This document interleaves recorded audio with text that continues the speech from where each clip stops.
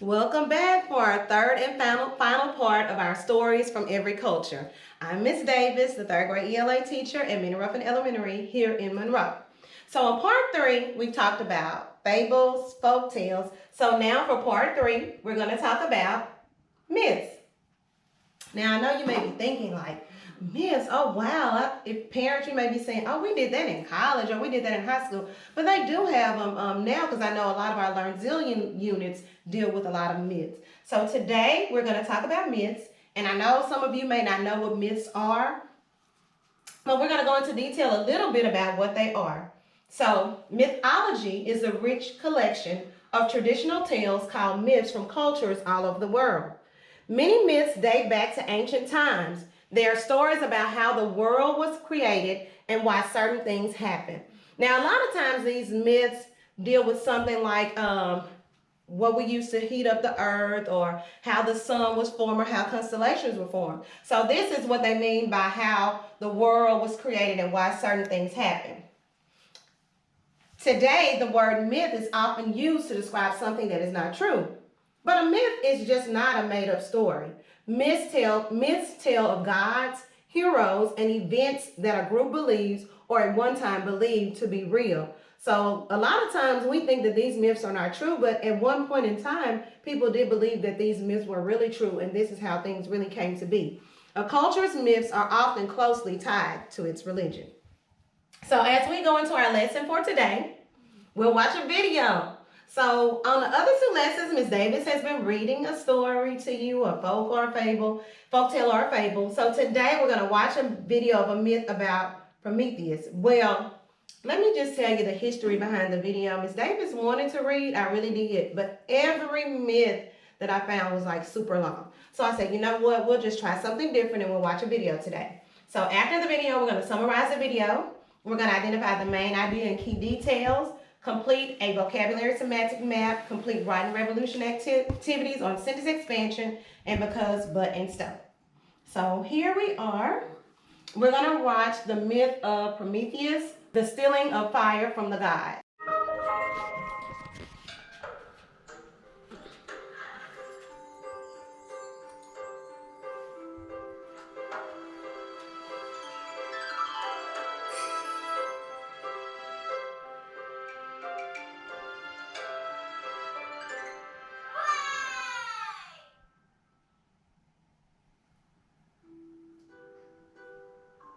Many years ago, there lived two brothers who were not like other men, or like the gods and goddesses of Mount Olympus.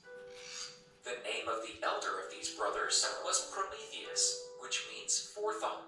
Prometheus was always thinking of the future and making things ready for what might happen tomorrow, or next week, or next year, or even in 100 years' time.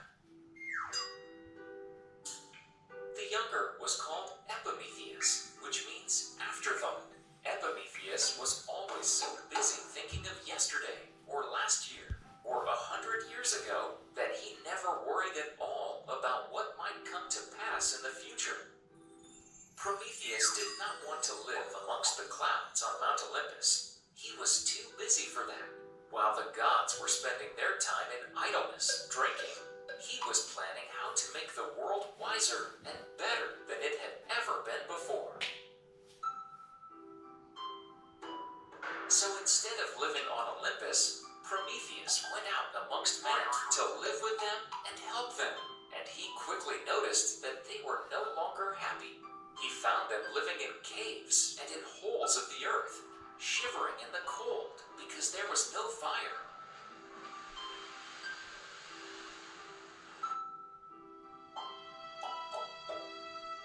If they only had fire, said Prometheus to himself, they could at least warm themselves and cook their food.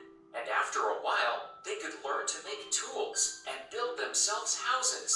Without fire, they are worse off than the beasts.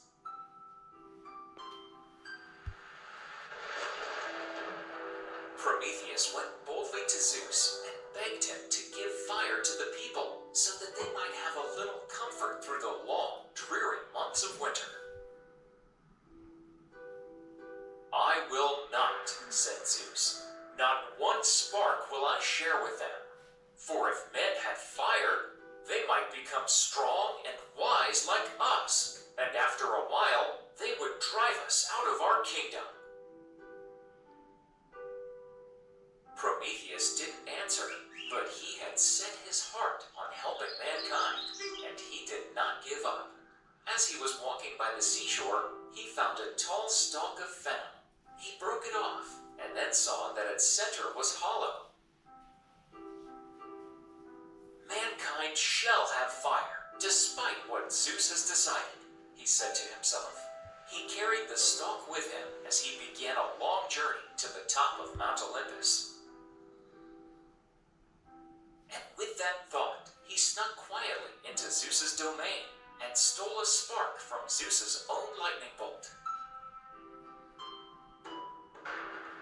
Prometheus hurried back to his own land, carrying with him the precious spark hidden in the hollow center of the planet. When he reached home, he called some of the shivering people from their caves and built a fire for them and showed them how to warm themselves by it and use it to cook their food. Men and women gathered round the fire and were warm and happy and thankful to Prometheus for the wonderful gift which he had brought to them. One chilly winter evening, Zeus gazed down from Mount Olympus and noticed fires burning cheerfully at the hearths of men and women in every village across the land. It did not take him long to realize that Prometheus had disobeyed him and given fire to men. Zeus was very angry and ordered that Prometheus be chained to the side of a mountain to suffer there for all eternity. And there Prometheus stayed, thinking of the future, happy in the knowledge that he had given fire to men. Okay, so we watched our video on Prometheus, and I think it was a really cool video because we see how even back during these times, people always wanted to be helpful to others. And that was one thing about Prometheus. So what we're getting ready to do now is we're going to talk about what we're actually going to do. So we're going to watch that video. We watched it. Now we're going to summarize it and identify the main key details, complete the vocabulary semantic map, and do our writing revolution activity. So again, if you notice in our third and final lesson, we're going to combine some of the things that we've done in the other lessons. Like we're going to do the summarizing, and it's going to be on a graphic organizer. So the first thing we're going to do is the somebody, wanted, but, so, and then. So we're going to base this on the video we just watched on Prometheus. So the somebody was Prometheus. And we know that he was the main character in this myth. And there were also other characters in there, but he was the main character. And we know, what did Prometheus want in this myth? He wanted to help mankind. So he chose not to live in the clouds with the gods and to be down on earth with everyone else. But he was saddened when he saw how they were living on earth without fire. So the problem is, but Zeus did not want to help. Prometheus wanted to help mankind, but Zeus did not want to help mankind because he kind of figured that if they got fire, that they would become very smart, or maybe even smarter than the gods. That was his thinking.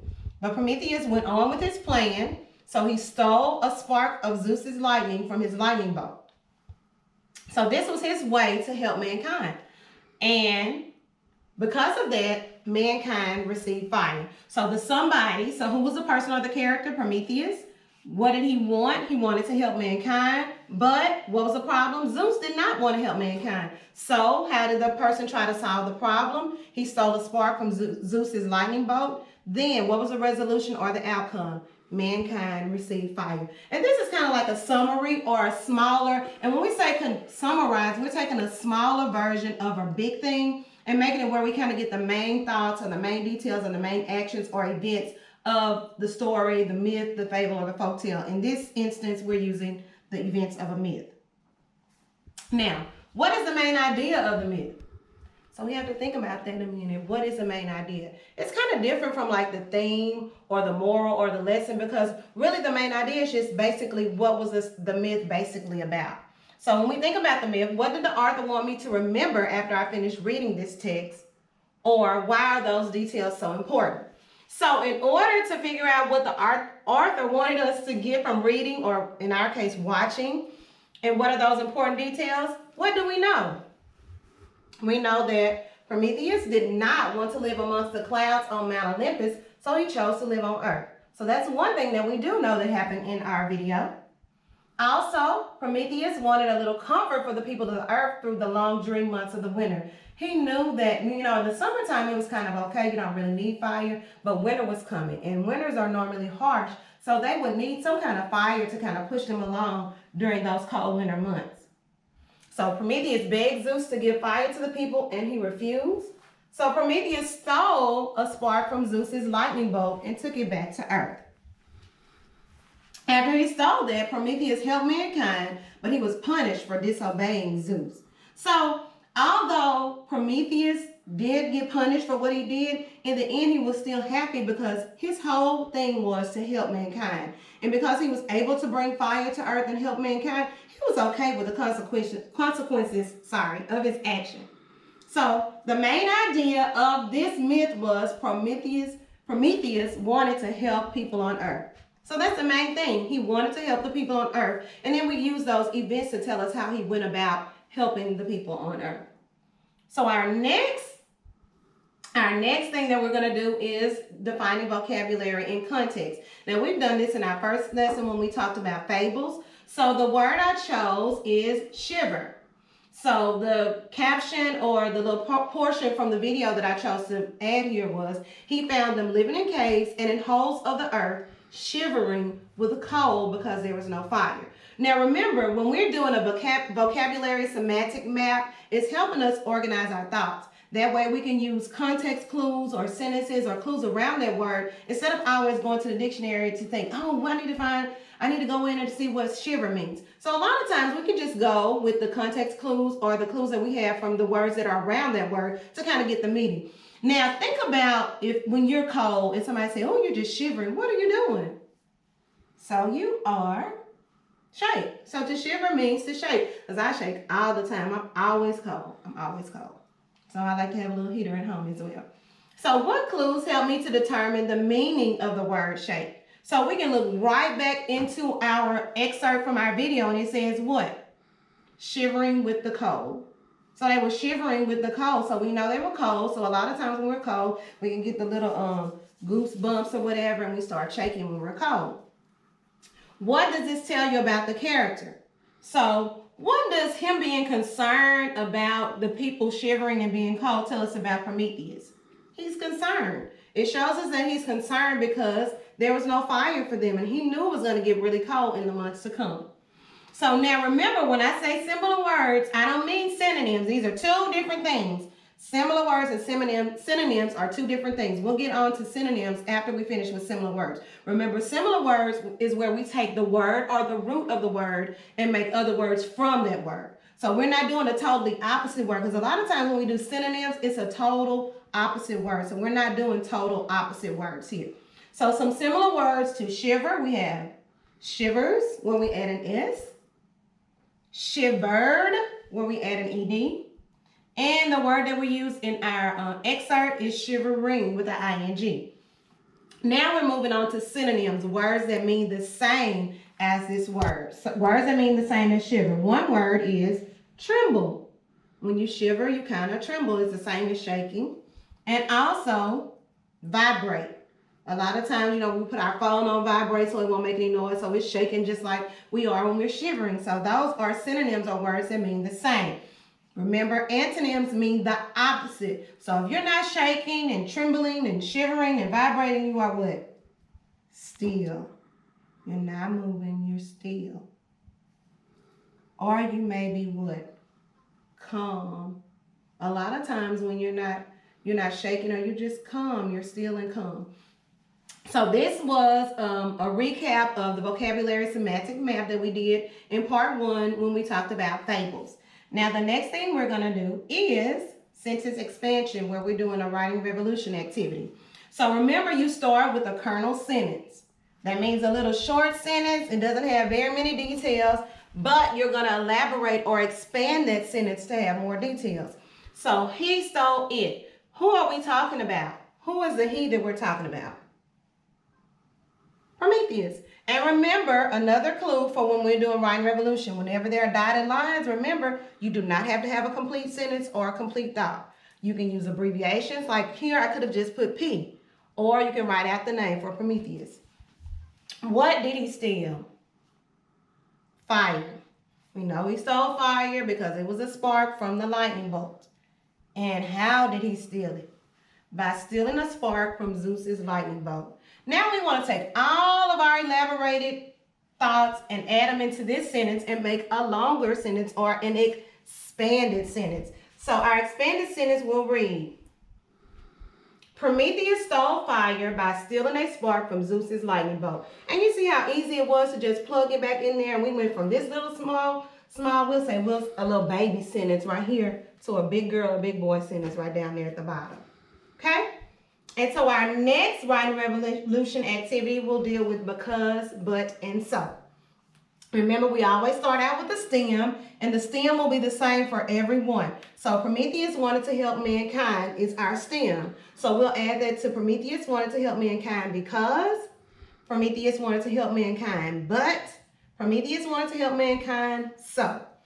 So let's think about the first reason. Why did he want to help mankind? He wanted to help mankind because they were cold and hungry. Now remember, once he gave them that fire, they were able to warm themselves and also cook food for themselves. So prior to this, they probably were just eating cold food and they were always cold. And it probably wasn't as bad in the summertime, but as the winter months came, it was going to get really bad for them. So our next one, Prometheus wanted to help mankind, but Zeus did not want them to have fire. And we know some of the reasons Zeus said he didn't think that they should have fire, because they would learn more, they would become more like gods, but kind of selfish in a way. But he did not want them to have fire, but Prometheus had another plan. So Prometheus wanted to help mankind, so he stole a spark from Zeus's lightning bolt. So here we have our because, but, and so with our stem, the one stem, and we use different reasonings for because, but, and so. So now in this lesson, you learn how Prometheus warmed the earth. You also identified the main idea and key details, define a word in context, expanded a sentence, and used because, but, and so.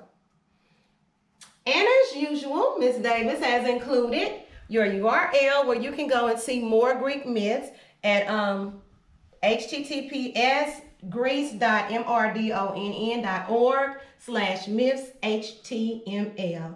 It has been my pleasure to bring these 3 lessons to you. I hope you have learned something more about stories from different cultures. And please, at your leisure, check out those sites. And I look forward to seeing you guys again. Have a great time.